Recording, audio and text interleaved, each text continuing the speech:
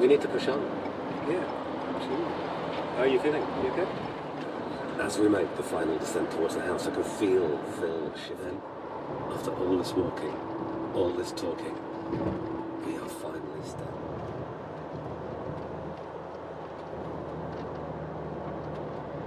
The last shelf came to rest, so the footsteps paced back across the floor above. So you heard footsteps coming down this spiral staircase. Where we are turning now. Right here. Yeah. And you opened that door as the foot hits the last step. Yeah, and there's nothing. There's just absolutely nothing. My head torch is filling the space with light. What do you do? We got our sleeping bags, packed up everything, and yeah, we climbed out through this window. You know, the walls were adorned with wooden paneling. It was fully furnished. It was lived in every possible sense. So you come in through that window? Yeah, yeah. And then what's here?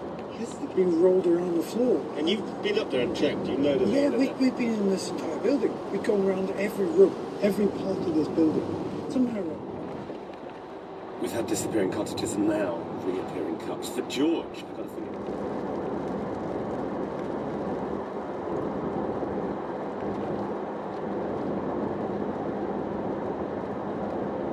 very, very distinctive. Did you brought it in your bag without realising? No. It's not always been this way. It was once, of course, a stopping point for climbers like Phil, but before that, it was a home.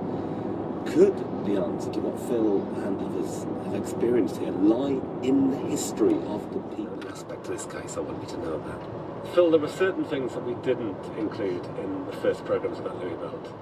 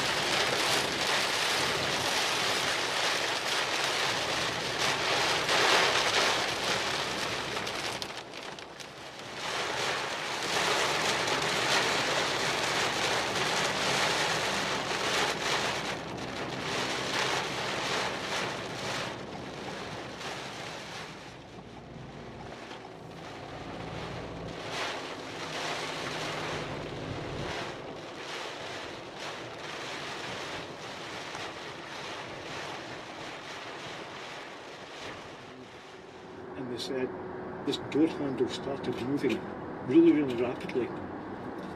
We thought someone was trying to get in. Maybe they were trying to pull the door open instead of push it. So they were shouting, "Push it, you idiot, push the door." And then it stopped. And a few minutes later it happened again. The door handle was moving really, really quickly. So one of the guys thought, for goodness sake. So he walked up. We don't scare that easily. I still don't believe in ghosts. The best I'll do is I'll keep an open mind. It definitely was. And so I let it go for a few minutes. And then it happened the third time and I thought, right, that's enough. At this point I thought, somebody's at it up there, you know. Nobody could have walked across that room. Absolutely no one could walk across that floor. It was just a series